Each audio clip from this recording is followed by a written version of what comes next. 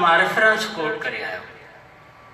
उन में खरलनि जी खर ऐं खरल उन्हनि जी तारीख़ लिखियल हुई, उनखे पाण कोट कयूं ऐं चई त इहो जेको इहा जेका ॼाण आहे उहा मूंखे इब्राहिम ॾिनी आहे। उन किताब मूंखे ॾिनो ऐं मां तॾहिं अॼु नसीम खरल ते इहा ॼाण शेयर कयां थो। हुन वटि वञिबो त उहो चवंदो त बाबा प्रोग्राम कॾहिं था करायो, हाणे छा कंदव? त इहे जेकॾहिं ॻाल्हियूं कंदासीं त डॉक्टर साहिब खां असां घणो कुझु करायो आहे। ऐं मां त दावा सां चवां थो जेकॾहिं 3-4 शख़्सियतूं असांजी ज़िंदगीअ में न हुजनि हा त शायदि असां हिते बीहण जे लाइक़ बि न हुजूं। हुन में डॉक्टर तनवीर हुयो, अदल साहिब आहे, हयाज़ आहे, असांजो दोस्त मुमताज़ बुखारी आहे, जिन मां असां उत्साह वरितोसीं।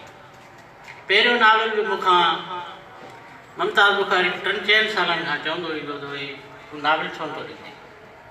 यार केरु वेही हेॾो खफ़ो करे 200-300 पेज आहे, पोइ चई तूं लिख। मूं वटि इहा जेको खजिन जे देश जा माण्हू हुनजी